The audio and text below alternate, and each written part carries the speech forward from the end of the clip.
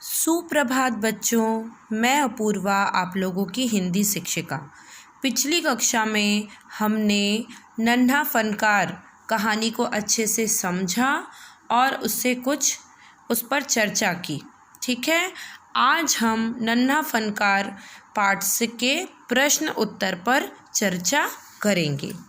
तो चलिए आज की कक्षा प्रारंभ करते हैं। Page number 39। माशाअल्लाह, ये घंटियाँ कितनी सुंदर है, तुमने खुद बनाई हैं। बादशाह अकबर ने यह बात किस लिए कही होगी? केशव के काम की तारीफ में, यह जानने के लिए कि घंटियाँ कितनी सुंदर है।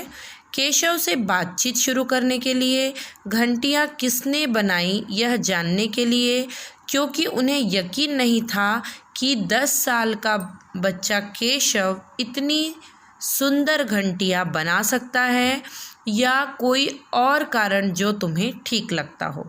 तो इसके पीछे कारण क्या था? क्योंकि बादशाह को यकीन नहीं था कि 10 साल का बच्चा केशव इतनी सुंदर घंटियाँ बना सकता है। केशव पत्थर पर घंटियाँ तथा कड़ियाँ तराश रहा था। उसके द्वारा तराशी जा रही घंटियों और कड़ियों का चित्र अपनी कॉपी में बनाओ। तुम्हें क्या कोई ख़ास इमारत याद आ रही है जिसमें नक्काशी की गई हो? संभव हो उसकी तस्वीर चिपकाओ। अगर आपसे डिज़ाइंस बनेंगे तो आप अपनी कॉपी में नक्काशी के डिज़ाइंस बनाएंगे, और कोई आप ऐतिहासिक जगह कहीं गए होंगे, किसी मंदिर या किसी ऐतिहासिक जगह में जहाँ की इमारत या जहाँ के ऐसे डिज़ाइन आपको अच्छे लगे होंगे, तो आप उनका कॉपी में नाम लिखेंगे। ठीक है। केशव के पिता गुजरात से आगरा आकर बस गए थे। हो सकता है तुम या तुम्हारे कुछ साथियों के माता पिता भी कहीं और से यहाँ आकर बस गए हों। बातचीत करके पता लगाओ कि ऐसा करने के क्या कारण होते हैं। तो देखो बेटा, केशव के पिताजी गुजरात से आगरा क्यों आए थे? क्योंकि उनको क्या मिला था? वहाँ पर काम मिला था, है ना। वो नक्काशी का काम करते थे। काम मतलब क्या? रोजगार, जहाँ से आय मिलती है ना, आय का साधन होता है। तो उसी प्रकार हमारे भी कई माता पिता क्या होते हैं कि जहाँ पे रोजगार होता है तो वो अपना घर छोड़ के क्या करते हैं, अपनी रोजगार के साधन हेतु उस जगह में आकर के बस जाते हैं, है ना। तो ऐसे कई लोग होंगे, आपके मम्मी पापा होंगे, आपके कोई सी पहचान के फ्रेंड होंगे या कोई होगा, उनके पीछे आने का क्या कारण है? तो आने का केवल एक ही कारण है, रोजगार। रोजगार मतलब नौकरी या आय का साधन। ठीक है। कहानी से अकबर को पहरेदार की दखल अंदाजी क्यों नहीं अच्छी लगी? अब देखो, अकबर क्या कर रहा था? अकबर एक महान शासक थे और उन्हें अपनी प्रजा से बातें करना अच्छा लगता था, है ना। और अकबर क्या कर रहे थे? अकबर उस छोटे बच्चे केशव की कलाकृति देख करके, कलाकारी देख करके बहुत खुश हो रहे थे और वो उनसे बात करना चाह रहे थे। लेकिन उस समय अचानक से कौन आ गया? पहरेदार आ गया। इसलिए अकबर को पहरेदार की दखलंदाजी अच्छी नहीं लगी। लगता है कोई बहुत बड़ा आदमी है। यहाँ पर बड़े आदमी से केशव का क्या मतलब है? बड़े आदमी, देखो अभी तक केशव को नहीं मालूम था इस कहानी में कि ये बड़ा आदमी कौन है, बादशाह है। तो जब वो उनको देखा कि वो मुझसे पूछ रहे हैं कि ये जो डिज़ाइन है ये तुमने बनाए हैं, तब केशव क्या सोचने लग गया कि लगता है कि ये कोई बड़ा आदमी है। बड़ा आदमी मतलब कोई पैसे वाला आदमी, है ना। कोई बड़ा आदमी मतलब पैसे वाला आदमी। ठीक। खरगोश की सी कातर आंखें, पशु पक्षियों से तुलना करते हुए और भी बहुत सी बातें कही जाती हैं, जैसे हिरन जैसी चाल। ऐसे कुछ और उदाहरण तुम भी बताओ। जैसे कोयल सी मीठी बोली, है ना। कोयल की बोली मीठी होती है तो क्या कहते हैं? जिसकी आवाज़ मीठी होती है तो वो अपन क्या कहते हैं? कोयल सी मीठी बोली। अगर कोई चिल्लाता है, ज़ोर से दहाड़ता है, तो शेर सी दहाड़ है उसकी, ऐसा बोलते हैं। तो ऐसे कोई और शब्द आप खोज करके अपनी कॉपी में लिखेंगे।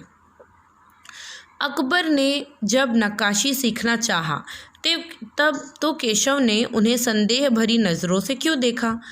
अकबर ने जब नन्हे फनकार केशव से कहा कि मुझे भी क्या तुम नक्काशी सिखाओगे। तब केशव क्या करता है, उसे थोड़ा संदेह होता है। क्यों होता है? क्योंकि वो बहुत बड़े बादशाह हैं और नक्काशी का कार्य एक बहुत छोटा कार्य है। इसलिए केशव बड़ी अचंभित नज़रों से अकबर की ओर देखता है। केशव 10 साल का है। क्या उसकी उम्र के बच्चों को इस तरह के काम से जोड़ना ठीक है? अपने उत्तर के कारण ज़रूर बताओ। क्या ऐसा करना ठीक बात है कि वह 10 साल का बच्चा है और क्या कर रहा है? नक्काशी का कार्य कर रहा है। बिल्कुल ठीक बात नहीं है। छोटे बच्चों को क्या करना चाहिए? पढ़ाई लिखाई करना चाहिए और उसके बाद अपने रोजगार के साधन ढूंढना चाहिए, है ना। तो इसका कारण क्या है? बिल्कुल नहीं। 10 वर्ष की उम्र में बच्चों को क्या करना चाहिए? पढ़ाई लिखाई करना चाहिए। ठीक है। केशव बार बार सबको सुनाता। केशव सबको क्या कहता होगा? कल्पना करके केशव के शब्दों में लिखो।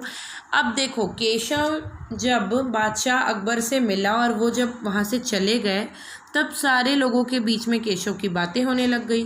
केशव भी सबको बार बार सुनाता। क्या सुनाता? केशव सबको बादशाह अकबर से हुई मुलाकात के बारे में और बादशाह अकबर ने जो उसकी तारीफ़ की थी उसके बारे में सबको सुनाता था। ठीक है।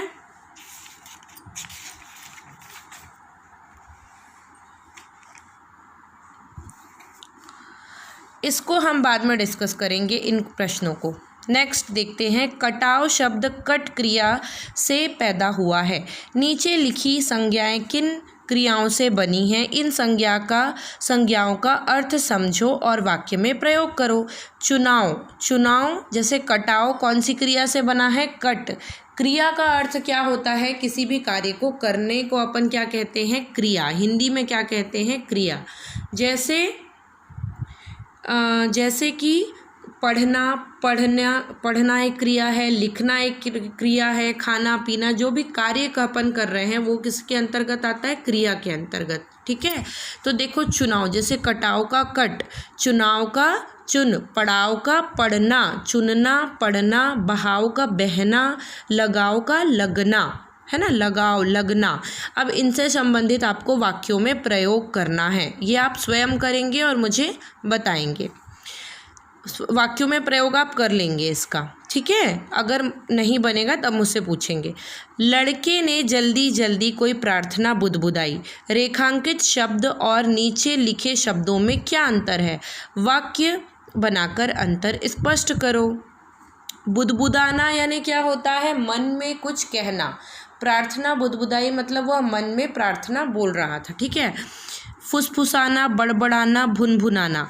फुसफुसाना यानी कि धीरे धीरे कान में कुछ कुछ बोलना। बड़बड़ाना यानी कि गुस्से में खूब सारी बातें चिल्लाना। भुनभुनाना यानी गुस्से में कुछ कहना या फिर धीरे धीरे कहना। उससे जैसे मक्खी भुन भुन भुन भुन करती है तो उसे कहते हैं अपन भुनभुनाना। तो इसको वाक्य बनाना है इन शब्दों का। ठीक है। बेवकूफ़, खड़ा हो। हुजूरे आला के सामने बैठने की ज़रूरत कैसे की तूने? झुककर इन्हें सलाम कर।